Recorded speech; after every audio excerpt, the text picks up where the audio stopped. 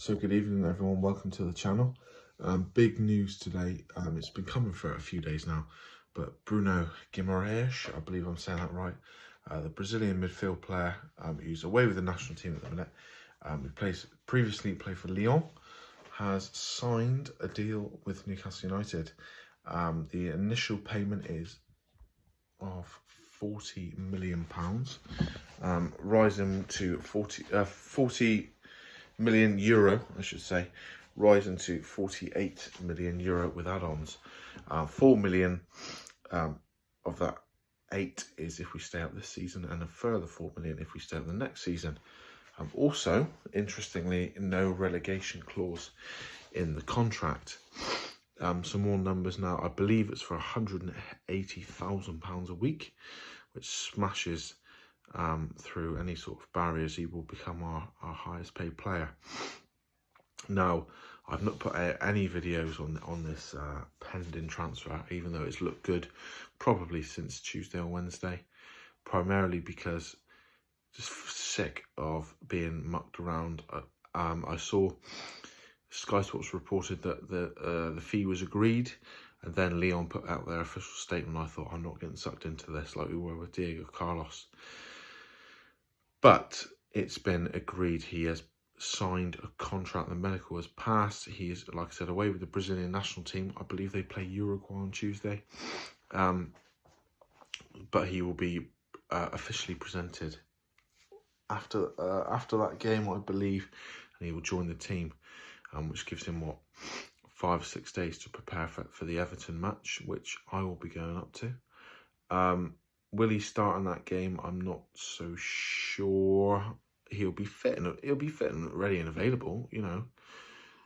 Having played, being away training with Brazil, now playing Tuesday, you know, so he may do. But yeah, signed on till June 26, 4.5-year deal, no relegation clause, which is interesting, very interesting. It shows the confidence of the club of staying in the division, and the confidence of the player of staying in the division as well. I didn't know an awful lot about him prior to the interest. I've heard of him in the past, but I didn't know an awful lot. I've done a lot of research since.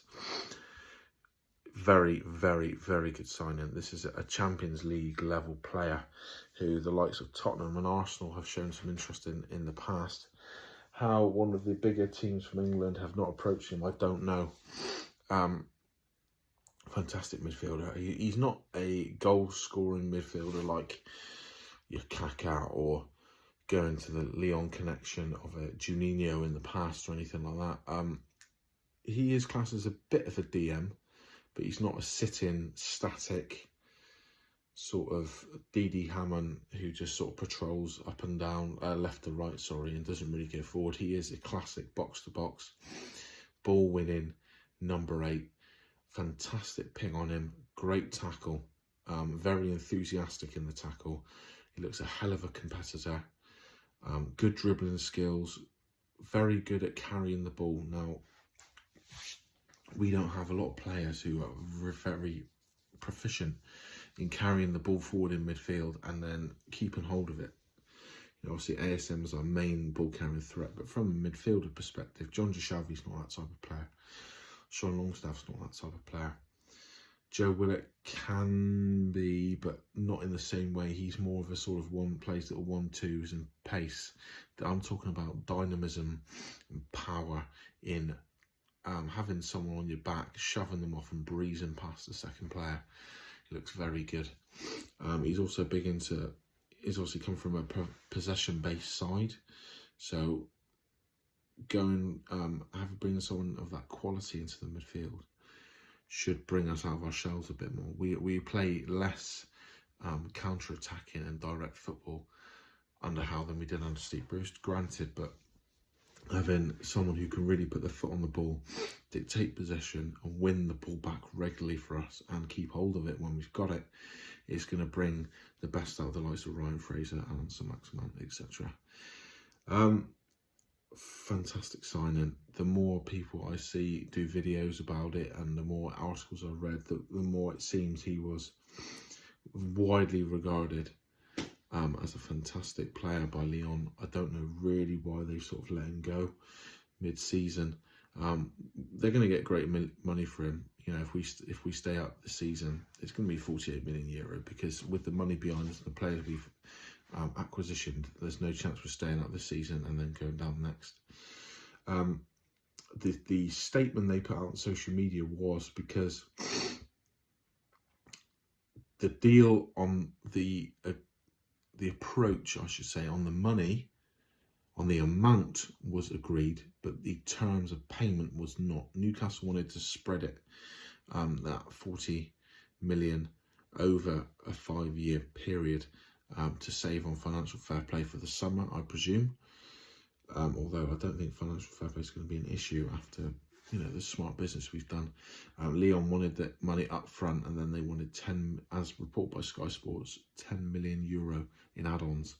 Newcastle agreed to pay that 40 million up front, and then they've compromised on 8 million euro worth of add-ons. So it shows how much Newcastle wanted the player.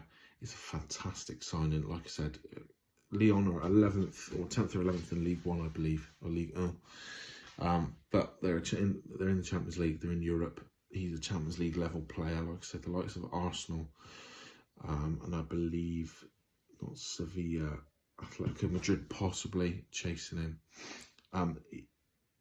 I don't know if he's a starter for Brazil, but the fact that he's in and around the Brazil national team shows you that he's a good player. I will be watching Brazil against Uruguay should he play on Tuesday, just to see a bit more about him. But from what I can see, great box-to-box midfielder, good passing range, doesn't score a lot of goals. I think he's got 3 this season or over the last couple of years even. You know, it doesn't score many at all, but from what I've seen, when he does score goals, he is more than capable of a good finish. It just seems that his role for Lyon has been further back the pitch. He is the pass before the assist. Okay, he's the Xavi to the Iniesta to the Messi, if you know what I mean. Yeah, great signing. Really good signing. Just touch quickly on Diego Carlos and Jesse Lingard. Sevilla have pretty much said that Diego Carlos is staying. Now, obviously, with the madness of transfer deadline day around the corner, that could change. Personally, I'm sick to the back teeth of it. So they keep changing, moving the goalposts, changing evaluation, keep mucking us around, putting a price, saying no, accepting another price, but saying, oh, we won't talk to you until after he plays on Saturday, and 4, 5, 6 days goodbye, and then saying no again. Forget it. Jesse Lingard,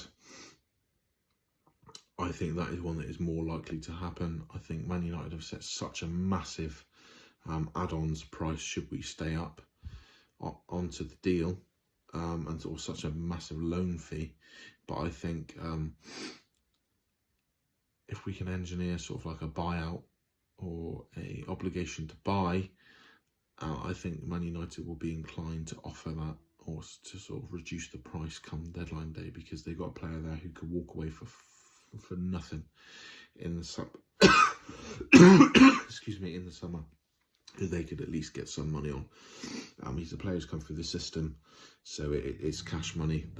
There's no, apart from paying his wages, there's been no transfer fee that they've paid. Now, one that sort of come out of nowhere, Byrne, the centre back from Brighton, come out of nowhere. Apparently he's a Newcastle boy, a Newcastle fan. Newcastle offered £7 million, that got rejected. Apparently a second bid of £10 million has been rejected as well. Strong, big centre back, obviously used to playing in a back 3. I don't think we're going to be playing but many back 3 systems going forward. I think it's going to be a flat back 4. Share another centre back, Trippier, and I would go for Jamal Lewis if fit.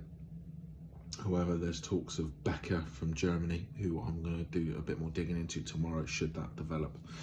But David Byrne from Brighton, I think this will happen eventually. I think Brighton will try and squeeze every penny they can out of Newcastle, but we need a decent centre back. I don't think we're as defensively as bad as some people make out. We are crap defensively. But I think it's our inability to finish teams off, to get that second goal when we're 1-0 up, that has cost us in the past. And hopefully with the acquisition of Bruno Guimaraes, that will start to increase now. Lively transfer window. Very, very frustrating if your name is Diego Carlos in relation to Newcastle United and Sevilla, playing hard ball like they said they would, but almost trying to show off a bit, I think, and flex their muscles. I'm going to leave it there. I'll do another video probably tomorrow night. I forgot the Friday reflections yesterday. I had a lot on. But yeah, please like, share, comment, subscribe. Appreciate it. Thank you for watching, and I will see you tomorrow night. See you later.